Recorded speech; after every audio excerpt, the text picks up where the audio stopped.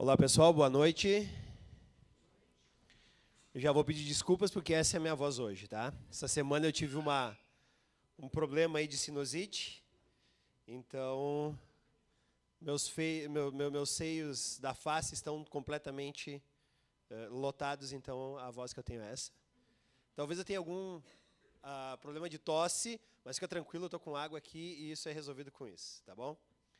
Minha sogra disse que é para eu ficar feliz que eu esteja com sinusite, que pelo menos eu não estou com a cabeça tão vazia, né? Ela nem sabe o que está guardado para ela. Coitada.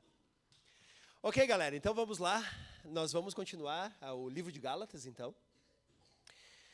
E hoje eu quero continuar o assunto que nós começamos no nosso último encontro, semana passada. Então eu vou pular boa parte do capítulo 2, que é Paulo justificando seu apostolado. E nós vamos continuar falando sobre a graça que é vivida pelo cristão. Resolvi pular porque nós vamos tratar por assunto. Então, quando nós voltarmos a respeito das qualificações de um apóstolo, aí nós voltaremos ao início do livro de Gálatas. Mas, desta vez, então, nós vamos continuar falando sobre graça e como viver na graça. Para quem não estava nos últimos encontros, então, um breve relato. Paulo funda as igrejas da Galácia na sua primeira viagem missionária, quando ele ainda estava com Barnabé. Barnabé, inclusive, é citado na carta aos Gálatas, quando Paulo escreve, lembrando que ele estava com ele. E esse é um dos mais fortes argumentos que nós temos para dizer que Paulo, sim, implantou a igreja na região da Galácia, enquanto ele ainda estava na sua primeira viagem missionária, de companhia de Barnabé, porque depois a gente sabe que na segunda viagem, Barnabé quis levar João Marcos, Paulo não, e o ministério de Paulo e Barnabé, então, naquele momento, toma rumos diferentes devido a essa desarmonia nas duas opiniões. Legal para João Marcos é que na última carta, a segunda carta a Timóteo, última carta de Paulo, ele está dizendo que João Marcos deveria ir junto com Timóteo para visitá-lo, porque ele era útil para o ministério. Então, quem sabe um dia a gente pode fazer algum estudo a respeito da história de João Marcos, né? Mas, então, depois que ele implantou as igrejas na Galácia, alguns judaizantes, o próprio Paulo vai falar, alguns da parte de Tiago foram até lá e começaram a perverter a igreja, e quem diz perverter é o próprio apóstolo Paulo. E esses judaizantes, então, estavam tentando fazer com que a igreja se transformasse quase que em uma ordem do judaísmo, principalmente a respeito da guarda do sábado, os alimentos que deveriam ou não ser consumidos e a circuncisão. Esse assunto foi resolvido em Atos capítulo 15, mas a carta, então, por ser a primeira, fazer parte da primeira viagem de Paulo, ela provavelmente, Gálatas, foi escrita antes de Atos capítulo 15, então essa questão a respeito de como deveria se portar o cristão diante da religiosidade judaica, não havia ainda sido definitivamente acertado e acordado pela igreja. Então, por isso, Paulo vai precisar conversar com os Gálatas, e que bom que foi isso, porque assim nós temos nas palavras de Paulo muito de como deve ser a nossa conduta cristã diante da religiosidade, entendendo o papel da fé, entendendo o papel da graça na cruz de Cristo. Então, eu acho muito legal isso. Então, na última vez que eu encontrei com vocês aqui, eu falei que Paulo está falando a respeito de uma era, né? A era, a perversa presente era. É isso que ele fala no capítulo 1. E ele vai, então, continuar. E a ideia que eu dei aqui, então, o que Paulo está pedindo para nós fazermos, que é o objetivo da palavra vida eterna, é nós vivermos aqui hoje como se nós já estivéssemos na era eterna de Cristo. Então esse é o nosso pedido. O cristão, ele não vive duas vidas, não é uma dualidade. O cristão não vai viver a vida eterna quando morrer, e daí começa a vida eterna do cristão. A proposta do evangelho, a proposta de Paulo é que a vida eterna, você e eu estamos vivendo hoje, já, agora, nesse momento. O momento em que aceitamos a Cristo, a vida eterna passa já a ter validade, e aí tudo que nós vemos aqui é como se nós estivéssemos vendo aquele filme Matrix. Isso que estamos vivendo aqui é só a mentira temporal do dia em que seremos glorificados. Nós já estamos vivendo a vida eterna. Então essa é a proposta de Paulo, vivermos a realidade do Evangelho, a santificação de Cristo na presente era, como se já estivéssemos, então, vivendo a eternidade. E eu quero, então, mostrar que Paulo continua esse argumento, e para isso, então, eu vou convidar você a abrir Gálatas, capítulo 2, e nós vamos ler do capítulo 15 ao capítulo 21, do versículos, né? Ia ser longe, né? Nós vamos até Apocalipse 21. Não, estou brincando. Nós vamos ficar em Gálatas 2, do 15 a 21, tá? Fiquem tranquilos aí. Então eu vou ler aqui, você acompanha. Imagina Paulo agora, continuando aquela conversa. Ele fala assim: nós, judeus de nascimento, e não os gentios pecadores, sabemos que ninguém é justificado pela prática da lei, mas mediante a fé em Jesus Cristo. Assim, nós também cremos em Cristo Jesus para sermos justificados pela fé em Cristo, não pela prática da lei, porque pela prática da lei ninguém será justificado. Se, porém, procurando ser justificado em Cristo, descobrirmos que nós mesmos somos pecadores, será Cristo então ministro do pecado? De modo algum. Se construo o que destruí, provo que sou transgressor. Pois por meio da lei, morri para a lei, a fim de viver para Deus. Fui crucificado com Cristo. Assim já não sou eu quem vive, mas Cristo vive em mim. A vida que agora vivo no corpo, vivo pela fé no Filho de Deus que me amou e se entregou por mim. Não anulo a graça de Deus, pois se a justiça vem pela lei, Cristo morreu inutilmente. Então aqui você percebe mais claramente a proposta de Paulo dizendo: nós temos que viver o presente tempo com a atmosfera da eternidade. Aqui você vai encontrar então Paulo dizendo: não sou mais eu que estou vivendo aqui, o próprio Cristo, eu já morri para a lei e agora eu estou em um outro momento espiritual, mesmo que esse momento esteja acontecendo aqui nesse nosso tempo. Então, Paulo vai falar a respeito da justificação que acontece quando nós depositamos confiança na obra de Cristo. Essa é a parte da fé, certo? Mas, para isso, nós temos que fazer uma breve leitura em Romanos, uma carta que Paulo escreveu depois de Gálatas, capítulo 5, versículo 20, e eu vou tratar agora com você a respeito do que realmente é a lei.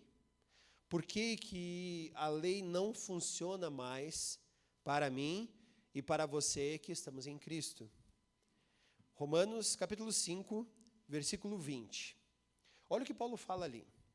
Paulo está falando com os romanos e ele fala assim: a lei foi introduzida para que a transgressão fosse ressaltada. Mas aonde aumentou o pecado, transbordou a graça. Essa palavra de Paulo ela é bastante complexa, porque ela diz assim: a lei foi introduzida para que o pecado fosse ressaltado. Por isso a lei não tem poder de perdoar pecado, porque ela não foi criada para perdoar pecado. Por isso é inútil nós tentarmos viver uma vida religiosa, porque ela não tem poder de perdoar pecado. A vida religiosa, na verdade, ou o poder da lei, é acusar que você fez uma coisa errada. E aí, então, como é que nós podemos exemplificar isso? Muito bem, eu recebi essa semana a oportunidade que eu tenho de exemplificar isso para vocês. Você sabia que eles estão planejando implantar, a partir de setembro, em Caxias do Sul, pardais urbanos na cidade? Você sabia que são 17 pardais que Caxias do Sul vai ter no seu perímetro urbano? E que se você romper um desses, por causa da velocidade, ou porque você furou um semáforo, ou porque você ficou em cima da faixa de pedestre enquanto o semáforo estava em vermelho, você vai receber uma multa na sua casa? Pois é, exatamente. Tem, se você entrar no site da Secretaria de Trânsito, inclusive o endereço de todos os pardais, os 17 pardais que serão instalados na cidade de Caxias do Sul. Se você ficou preocupado com essa informação, É exatamente isso que a lei faz. Porque se nós andássemos dentro da lei e não desobedecêssemos em momento algum, poderiam instalar 50 pardais na cidade de Caxias do Sul e eu não teria problema nenhum. Mas sabe qual é o meu problema com esses pardais? É que eles vão mostrar que no fundo, eu sou um motorista que não cumpre as regras como deveria. Parou para pensar nisso? Então, se você ficou preocupado com esses pardais que estão sendo instalados em Caxias do Sul, bem-vindo ao grupo dos pecadores.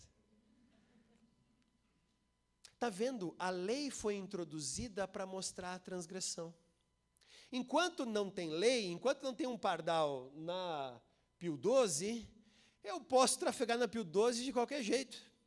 Hoje mesmo, Simone e eu estávamos dirigindo na Sinimbu, e um carro estava fazendo uma algazarra na Sinimbu inteira, fazendo um fuzuê danado, todo mundo estava olhando e observando, o cara estava literalmente fazendo o Grande Prêmio de Caxias do Sul. Ele cortou toda a Sinimbu, chamando a atenção de todo mundo, numa altíssima velocidade e tudo mais. Depois eu fui olhar quem era o motorista, Luiz Gavazzoni. Não, estou brincando.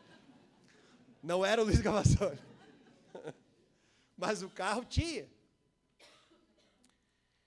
Se não tem lei, se não tem regra, se não há nada apontando ao meu coração, você está errado, eu sempre vou estar certo.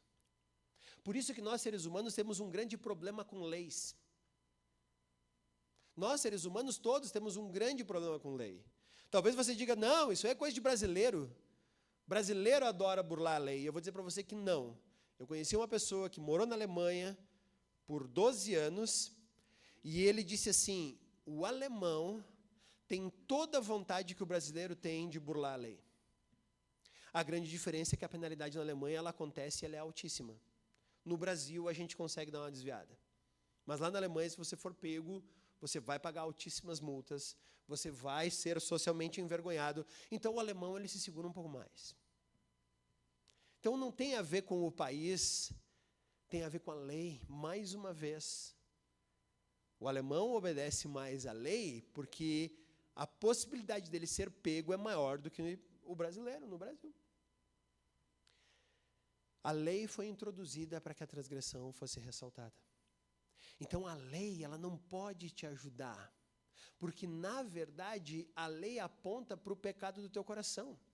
Cumprir a lei não me salva.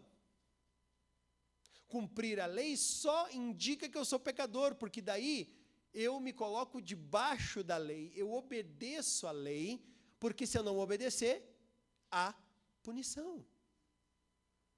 Ou eu posso arriscar não obedecer a lei e jogar os dados e dizer, vamos ver o que acontece.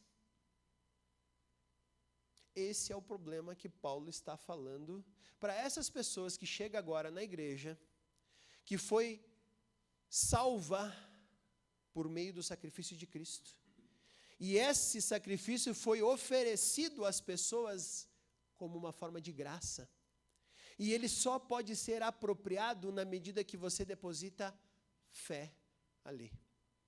As duas palavras, tanto do grego quanto do hebraico, a palavra fé, não significa apenas crer em alguma coisa. Eu lembro quando eu cresci, nos anos 80, tinha uma música do Paralamas do Sucesso, né, Alagados, e ele falava, Alagados, Trestal, Favelas da Maré, a esperança não vem do mar, vem das antenas de TV, a arte de viver da fé, só não se sabe fé em quê. Para nós brasileiros, fé é acredita. Então tá, eu só tenho que acreditar. Mas, na verdade, a fé que está proposta na Bíblia é uma fé na qual você se compromete com a oferta que Deus estabeleceu. Não é só crer. Não é só dizer assim, não, tu aceito, beleza, vamos embora. Não é aquela pessoa do mercado que está vendendo biscoito, uma nova marca de massa, alguma coisa assim, dizendo assim, você aceita uma amostra? Ah, eu aceito, pode me dar aqui. Aí você passa na outra, lá tem um vendendo salsichão já assado na hora. E você aceita a nova marca de salsichão? Aceito, beleza, pode me dar. Né, a gente sai do mercado, não comprou nada, mas comeu bastante. Né? Principalmente se você vai nas inaugurações. Teve uma semana aí, a galera, nossa, não dá para entrar. Eu tentei ir lá pegar alguma coisa de graça, mas não consegui. Estava muito cheio.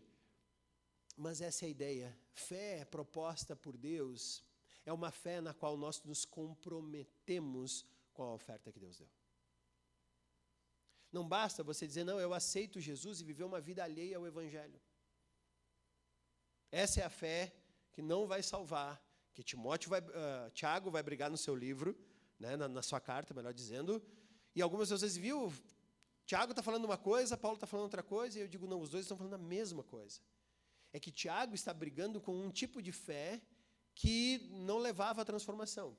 Paulo está lidando com um tipo de fé que leva à transformação, a própria fé que Tiago depois vai falar.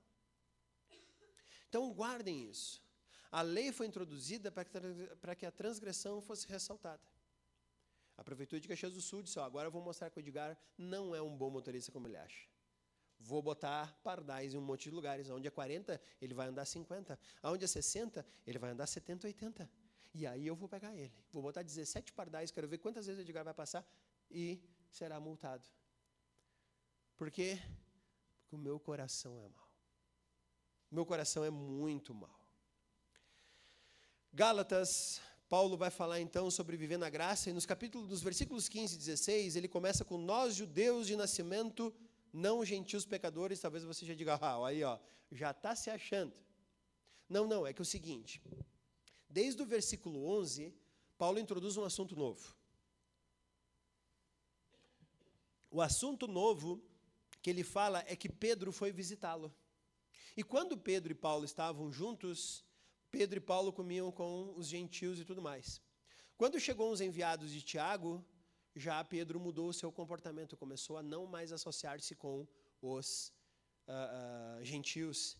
E Paulo então vai lá e dá uma dura mensagem para Pedro, dizendo, Pedro, tu não pode agir assim. Tu não pode agir assim. O que está acontecendo? Por que quando chegou esse pessoal tu mudou a tua conduta? Então Paulo está falando a respeito dele, de Pedro e dos judeus ali ao redor, e esses judaizantes que estavam dizendo para a igreja de Gálatas, vocês têm que se circuncidar, guardar o sábado e comer só as comidas kosher. Paulo está dizendo, não, porque nós, inclusive nós, judeus de nascimento, e não os gentios pecadores, ou seja, nós que estamos debaixo da lei, sabemos que ninguém é justificado pela obediência à lei. Então, Paulo está falando dele, de Pedro e dos demais judeus. Quando ele fala não pecadores, ele está falando a respeito da lei. Ele está dizendo, nós vivemos debaixo da lei, os gentios não vivem. Então, nós, judeus, que estamos debaixo da lei, e não os gentios que vivem de qualquer forma, sabemos que a justificação só acontece quando nós depositamos fé naquilo que Jesus Cristo fez. Lembrando que a fé é o elemento pelo qual você se apropria da salvação. A salvação acontece quando Cristo morre na cruz de forma vicária. Há um debate histórico na igreja a respeito de fé, se não é fé, se é o ser humano, se não é o ser humano. Quem estava aqui no encontro que nós tivemos esses dias, o pessoal ficou até 1 da manhã falando sobre fé e tudo mais. Foram todos salvos, arrebatados, até 1 da manhã. Cheguei em casa, depois a minha esposa, ficaram conversando sobre o quê? Sobre fé, salvação, não foi? Aí, o Lucas confirma. Sobre isso mesmo. Mas a salvação, ela acontece por meio da morte vicária de Cristo, sendo o que paga o preço do pecado humano. Aí, pela fé, nós nos apropriamos do que Cristo fez na cruz. Nós apenas nos comprometemos com essa salvação que Cristo oferece de forma graciosa. Então, a obediência à lei não produz justiça. Ela não pode promover justiça, porque a lei só promove acusação. Aonde tem lei, teu coração está sendo acusado. E aí vem esses judaizantes dizendo para o pessoal cristão agora, vocês têm que obedecer à lei. Paulo diz, não, gente, porque a lei é tão somente o acusador do pecado. Então, a fé, ela é a aceitação do mérito de Cristo. Ela é tão somente você pegar o bilhete de ingresso. Você recebe. Cristo foi e pagou e te deu o bilhete dizendo, vai lá, pode entrar. Você tem acesso agora ao céu. Ela é o elemento de apropriação, de aceitação. Por isso, o verbo está no passivo. Nós só podemos aceitar a oferta que Deus nos propôs. Não há outro jeito. Eu não posso ganhar, eu não posso merecer, eu não sou bom o suficiente, eu não sou legal, eu só preciso aceitar. Então, eu tenho que colocar fé na cruz. E essa fé na cruz é o que me capacita a aceitar a vitória de Cristo sobre o pecado, sobre a morte e sobre todas as coisas. Então, no versículos 15 e 16, Paulo está dizendo, sim, nós, judeus de nascimento, sabemos que a justificação, ou seja, ser tornado justo, não acontece pela prática da lei. Tão somente pela fé no sacrifício de Cristo. E aí nos versículos 17 e 18, ele vai agora então fazer uma construção mostrando que a lei, ela é tutora do pecado. A lei é tutora do pecado, a lei ela é a guardiã do pecado. E a sua ação acontece só na carne, ela não tem efeito espiritual. Obedecer à lei não me torna santo espiritualmente, porque ela não tem poder. A lei só vai até o dia em que o meu caixão for selado. Porque a lei só funciona quando a carne ainda está viva. Quando eu morrer, se Cristo não voltar antes, a lei para de ter a sua ação. Aí já foi traçado o meu destino. Essa é a questão. Eu não vou ter mais tempo, não, agora eu vou aproveitar. Agora morri, então tá. Jesus, vamos conversar aqui melhor. Não vai mais ter chance. Não vai mais ter jeito. Então a lei ela é a tutora da carne, ela aponta o pecado na nossa carne. Então estar em Cristo e ao mesmo tempo tentar ser aperfeiçoado pela lei, pela prática da lei, é um erro, Paulo está dizendo. É um erro porque Cristo já nos salvou espiritualmente. Lembra que a proposta de Paulo é que vivamos a vida espiritual já a partir desse momento. Eu já sou salvo. Eu já estou espiritualmente quitado com Deus. Eu sou justo. Eu estou num processo de justificação, mas a minha declaração de justiça já está na mesa de Deus, está lá. Não tem mais como ser revogada se eu cheguei até Cristo. Então, ele fala, se Cristo agisse na lei, ou seja, se a graça que Deus opera tem a ver com manter o bom comportamento da lei, então Cristo é o ministro do pecado. Por quê? Porque a lei aponta o pecado e ela só funciona na carne. Se cremos em Cristo apenas para a salvação, e aí nós temos agora que cumprir a lei, então tem alguma coisa errada aí, porque a lei é um agente do pecado. Se Cristo opera na lei, então Cristo também acaba sendo um agente do pecado. Por isso que tentar viver uma vida cristã debaixo de um legalismo é tornar Cristo um agente do pecado. Por isso que Paulo vai falar em toda a carta aos Gálatas que o mais importante é a liberdade que ganhamos em Cristo. E ele vai falar que a religiosidade aprisiona e não liberta. Então nós precisamos estar livres para andar com Cristo. Então retornar àquilo que nós já abandonamos é voltar àquilo que Cristo destruiu. E retornar para aquilo que Cristo destruiu é um erro que não faz sentido algum. Por quê? Porque é voltar para onde a morte e o pecado reinam, que é a carnalidade humana. Cristo destruiu isso. Aí eu volto e começo a reconstruir isso. Não faz sentido. Por isso que todo cristão religioso não faz sentido. Tentar viver a vida cristã debaixo de uma religiosidade, debaixo de um legalismo, não faz sentido. Porque Cristo já destruiu isso. Então, a partir do versículo 19, Paulo agora vai entrar no seu argumento. O cristão morre para o mundo onde a morte prevalece. E depois nós vamos ver que a morte, tudo mais, vai ser derrotada por Cristo. Por quê? Porque em Coríntios ele vai falar que Cristo venceu a morte. Por isso a ressurreição de Cristo é a primícia daquilo que vai acontecer com todo aquele que morreu em Cristo. Nós já estamos vivendo num mundo espiritual. Por isso não faz sentido nós continuarmos vivendo neste mundo com os mesmos valores que o mundo estabelece. Porque nós agora temos um objetivo que vai além. Nós vivemos em um objetivo superior. Então eu não posso, como cristão, mais estar envolvido com as coisas que o mundo diz que devem ser valorizadas.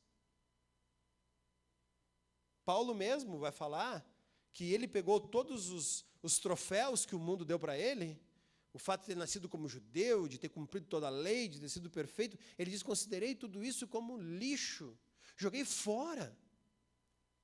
Então nós agora aqui não estamos mais vivendo uma vida para ganhar os troféus que o mundo te dá. Nós estamos aqui para ganhar, ou melhor, nós estamos aqui para sermos a vida de Cristo na terra. O que nós tínhamos para ganhar, já ganhamos, a nossa vida eterna.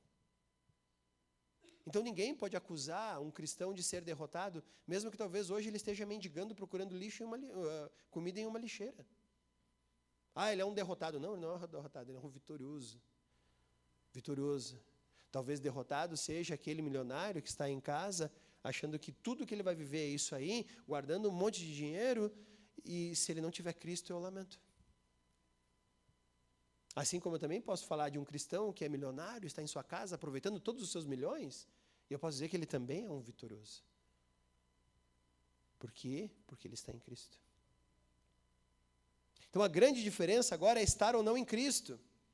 A presente era não é mais capaz de conter a vida humana. A presente era não é mais capaz de conter a vida, porque nós estamos na realidade de Cristo. E isso é uma outra realidade. Cristo uma vez falou que ele disse que você deve colocar vinho novo em odre novo, remendo novo em roupa nova. O que Cristo queria falar sobre isso? Ora, a gente bem sabe, quando você tem uma roupa nova, ela está com as fibras bem boas, ela está com as fibras bem rígidas. Eu lembro que no passado, quando nós não tínhamos tanta tecnologia nas calças jeans, eu comprava uma calça nova, a primeira coisa que eu fazia era botar lavar, para ver se ela dava uma amaciada. Quem lembra que as primeiras calças jeans eram um pau para vestir? Deus o livre. E ai de você, se você engordasse 200 gramas, aí já não fechava. Ainda bem que inventaram a calça jeans com lycra, com outros tecidos. Agora dá para engordar 5 quilos e tu não precisa trocar de calça. Olha que beleza. Isso é bom. Mas o que Cristo está dizendo? Você ia colocar um remendo de pano velho numa roupa nova, quando você fosse lavar e as fibras fossem fazer o seu papel de esticar, aquele pano velho já não tinha suficientemente flexibilidade para acompanhar a elasticidade do tecido novo. O que aconteceria? Rasgava. Agora, se você remendasse uma calça velha com tecido novo, o tecido novo do remendo ia contrair e a calça velha ia rasgar mais ainda. Mais interessante quando ele falou sobre o couro.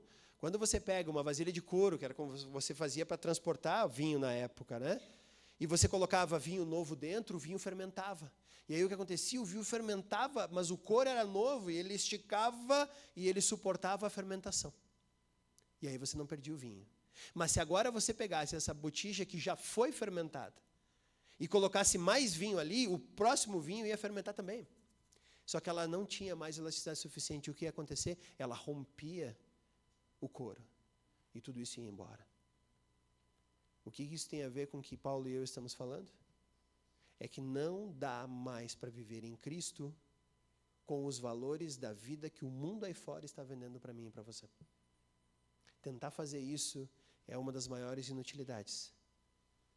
Por quê? Porque nós temos que ganhar Cristo. Vamos para Filipenses. Mais uma carta de Paulo.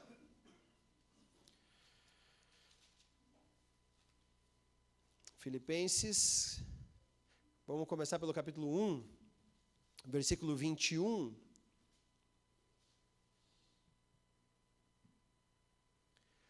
Paulo fala assim: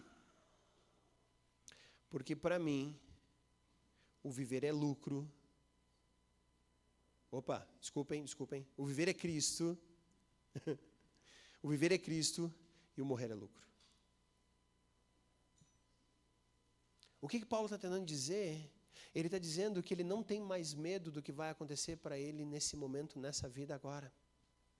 Ele não tem mais medo da sua vida ser retirada e de repente, aquilo que nós cantamos aqui para nossas crianças, se o coração de Paulo parasse de bater agora, ele ia dizer, para mim está tudo tranquilo. Porque eu já conheci, eu já sei qual é a proposta de Cristo para mim.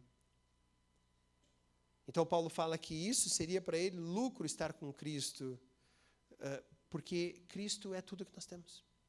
E essa, então, é a vida para ele, estar em Cristo. E morrer é bom. Por quê? Porque quando ele morre, ele já estará eternamente com Cristo naquele momento. Então, ele sai desse corpo carnal e ele já passa a desfrutar da presença do próprio Cristo. O capítulo 3 desse mesmo livro, versículos 10 e 11, fala: eu quero conhecer Cristo, o poder da sua ressurreição e participar em seus sofrimentos, tornando-me como ele em sua morte, para de alguma forma alcançar a ressurreição dentre os mortos. Quando Paulo encontrou Cristo no caminho de Damasco, a vida dele foi transportada para Cristo. E ali, quando ele conheceu a Cristo, todos os objetivos mundanos que ele tinha para a sua vida desaparecem. Hoje eu vejo a maior dificuldade da igreja, uma tentativa de tentar viver no mundo com os valores do mundo e na igreja com os valores da igreja. Uma dualidade. E aí eu vejo que está difícil mesmo, está complicado, está pesado. Eu imagino que você não deva ter tempo suficiente para ir no teu grupo célula, para fazer um discipulado, para participar domingo de uma celebração, para fazer algum outro evento que se relacione com a igreja, para vir num jantar de casais, ou para fazer um encontro, ou para alguma coisa que te convidaram. Por quê? Porque a tua agenda está bastante tomada. Mas eu quero te convidar a rever a tua agenda mundana. Porque se nós não temos tido tempo para coisas espirituais, o que tem tomado conta da nossa agenda? E a gente liga para as pessoas dizendo, olha, hoje eu não posso ir, eu não consigo ir, porque eu estou assim, eu estou assado, eu tenho esse compromisso, tenho aquele compromisso, estou cansado. E a gente acha que está tudo legal, e a gente aceita. E às vezes a gente vai, então hoje, olha só, vai ter só o Edgar e o Júnior no grupo, não vamos, não precisamos, nem deixamos assim, e 1, e 2, e daqui a pouco, como é que a gente resgata isso? Essa é a proposta de Paulo. Paulo está dizendo que toda a prioridade, a partir do momento que ele encontrou Cristo, passou a ser Cristo. Eu não estou dizendo para viver como um louco. Paulo vai falar isso na sua carta aos Tessalonicenses. Ele diz que quem não quiser trabalhar, que também não coma. Eu não estou propondo agora um estilo de vida leviano, mas eu estou propondo um estilo de vida onde o que é prioridade tem que ser tratado como prioridade. Aquilo que o Rafa falou no Dia dos Pais. Aquilo que o Rafa falou no Dia dos Pais. Se eu não tenho o que oferecer de diferente, o que será que então é importante para mim? Como é que eu estou criando as pessoas que estão próximas de mim? E aí vem o meu versículo favorito, porque Paulo diz, por meio da lei eu morri para a lei. Porque lembram que a lei ela só funciona enquanto você está vivo na carne. Mas se você está em Cristo, você não está mais vivo na carne. Você já vive uma vida espiritual aqui. A lei não tem mais poder sobre você. E aí você morreu para a lei. E a lei morreu para você. Não estamos mais presos a comidas, tipo de comida que a gente come, a tipo de vestimenta que a gente veste, a tipo de feriados que a gente guarda. Paulo diz, olha, tudo isso já foi vencido por Cristo na cruz. Porque Paulo fala no versículo 20, quando Cristo morreu, todos nós que estamos em Cristo morremos com Ele. A minha morte já aconteceu. O pessoal riu de mim lá, quando eu falei na Bienal, lá, o pessoal me chamou lá na frente, perguntou as idades, né? E eu disse 23. O pessoal, como assim, Edgar, 23 anos? Minha vida só passou a contar depois que eu conheci Cristo, antes era a morte. Eu passo a contar minha vida a partir do momento que eu encontrei Cristo. Ali eu tenho vida. Antes do que eu tinha um pedaço de morte no qual eu estava lá, tentando me agarrar firmemente, mas agora que eu tenho Cristo, aí sim comecei a viver. Então, Gava, tu não tem 843 anos. Tu é bem mais novo, Gava. 43, ó, aí, ó, tá um menino. Hã? Tá um menino. Quando Cristo ressuscitou, nós também fizemos com Ele. Nós também ressuscitamos com Cristo. E aí, agora sim, nós passamos a viver uma dimensão espiritual nessa presente era que Paulo está propondo aí. Nós agora vivemos pela fé e não mais vivemos na carne. Por isso ele diz, essa vida que eu vivo agora, eu vivo pela fé no Filho de Deus que me amou. Eu não vivo mais na carne. E o motivo de tudo isso é o amor que levou Cristo a se entregar. Porque ele fala que esse Deus me amou e se entregou por mim. Por isso que, para mim, Gálatas 2:20 é o versículo-chave da minha vida. Fui crucificado com Cristo, já não sou mais eu quem vive, Cristo vive em mim. A vida que agora vivo no corpo, eu vivo pela fé no Filho de Deus, que me amou e se entregou por mim. Foi por amor que Cristo veio, morreu na cruz, e agora me oferece essa vitória que ele teve, dizendo, pode pegar. Te compromete com essa verdade. Essa é a salvação. E aí ele fala, então, no versículo 21, ele fala assim, eu não anulo a graça. Aí fica a pergunta, como assim não anulo a graça? Existem duas formas de você entender esse não anulo a graça. Primeiro, é que algumas pessoas talvez estavam dizendo assim, tá, Paulo, o seguinte, tu está dizendo para a gente pegar pela fé, a gente não vai mais cumprir nenhum tipo de regra religiosa, eu vou anular a graça, eu vou jogar a graça fora. Mas o que Paulo está propondo é não se comprometam com esse sacrifício. E aí vocês não precisam cumprir mais nada, mas vocês não anulam a graça por isso. Que em geral é o que você escuta, quando você vai evangelizar alguém, a pessoa diz, tá, mas peraí, mas só assim então eu posso aceitar Cristo e sair por aí matando? Aí você diz, se você aceitar Cristo, você não vai sair por aí matando. Se você entender o compromisso com o sacrifício de Cristo, você não vai sair por aí matando. Você não vai sair por aí batendo nas pessoas. Você não vai sair por aí prejudicando as pessoas. Porque agora Cristo morreu por amor, nós também agora vivendo a vida dele, vivemos por amor. Aquilo que o Rodrigo falou, ama o teu próximo. Essa é a essência do cristianismo. Então, viver fora da religiosidade não anula a graça. Pelo contrário, confirma a graça. Confirma a graça. Então, se nós tivéssemos que ser religiosos, aí fica a última frase do capítulo. Então, Cristo teria morrido inutilmente. Se você ainda tem que fazer alguma coisa para que a salvação aconteça na tua vida, então o sacrifício de Cristo não foi completo, não foi pleno, não foi suficiente, não aconteceu de uma vez só por todas. Você ainda tem coisa para fazer. E aí é um sacrifício, sinceramente, inútil. Por que que Deus ia amar o mundo de tal maneira, entregar o seu filho na cruz, e quando esse filho morresse na cruz, ainda faltasse alguma coisa para fazer? Eu vou dizer, bah, Deus, que serviço, né? Meia boca que tu fez. Mas Cristo não morreu inutilmente. E a salvação que ele nos oferece hoje é plena e total. Então, Paulo estava lidando com alguns membros da classe judaica que chegou até a região da Galácia e estava dizendo assim, olha, gente, Cristo é legal, Cristo morreu na cruz, mas não é bem suficiente, tá? Vocês têm que cumprir algumas regrinhas aqui. Quando Paulo fica sabendo disso, ele então escreve a sua carta aos Gálatas dizendo, pessoal, versículo 16 do capítulo 1, versículo 6 do capítulo 1, me admiro que vocês tão rapidamente abandonaram a graça para seguir um outro evangelho. Porque o que é evangelho, Paulo? Evangelho significa que a lei não mais reina em nosso coração. Cristo não tem mais a ver com o tipo de roupa que eu visto, com o tipo de carro que eu dirijo, com o tipo de casa onde eu moro, com, enfim, um monte de outras coisas. Cristo agora tem a ver com tudo o que eu vivo. Porque crucificado fui com Ele, por isso já não sou mais eu quem vive, Cristo vive em mim. E essa vida vivo agora pela fé no Filho de Deus que me amou e se entregou por mim.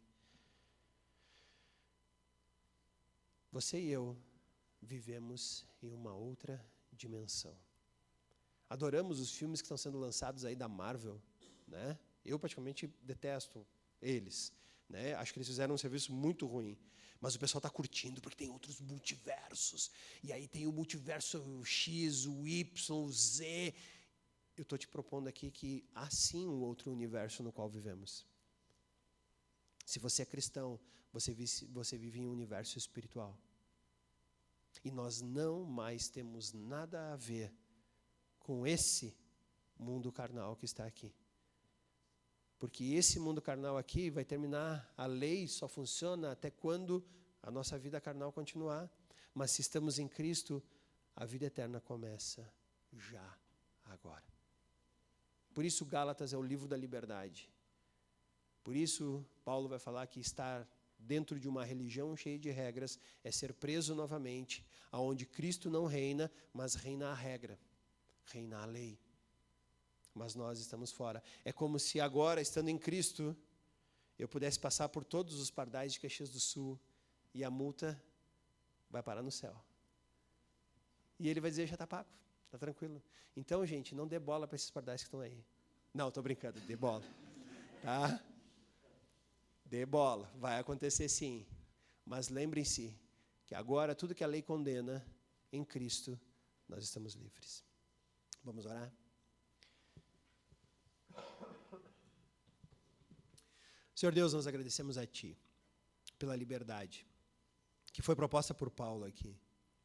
Obrigado, Pai, pela fé que nós temos, que é o elemento que nos faz apropriar de tão grande salvação que Tu fizeste na cruz. Obrigado, Senhor, por isso, que possamos crescer no Teu caminho, desfrutando dessa liberdade. Evita, Pai, que no meio dessa caminhada corramos o risco de voltarmos a ser escravizados pelo legalismo religioso. Evita, Pai, de vivermos essa vida aqui sem desfrutar da liberdade, mas sempre com medo de que alguma coisa nos acuse, porque Teu sacrifício foi pleno e serviu de uma vez por todas. Obrigado pela liberdade que Tu foi conquistada por meio daquela cruz. Oh, Senhor, muito obrigado por isso. Que possamos, como Paulo nos incentiva mais adiante na carta aos Gálatas, viver pelo Espírito, porque aí a carne não vai mais ser satisfeita. E tampouco a lei governará sobre isso, porque a proposta que Tu tens para nós é de vivermos uma vida espiritual aqui nesse momento. E não há mais nada carnal que nos domine, por isso nós podemos viver de tal forma. Mas para isso nós precisamos de coragem, entendimento, e precisamos fazer isso de uma vez por todas. É difícil, Pai, estarmos tentando viver uma vida carnal, como uma vida religiosa, onde Jesus é só um pedaço do mundo que vivemos, o mundo que vivemos é um pedaço do Jesus que a gente professa, e a gente vive nessa confusão, e isso nos traz mais prisão e menos liberdade. Que sejamos uma igreja que realmente está livre em Cristo. É isso que nós pedimos, Pai, em Teu nome. Amém.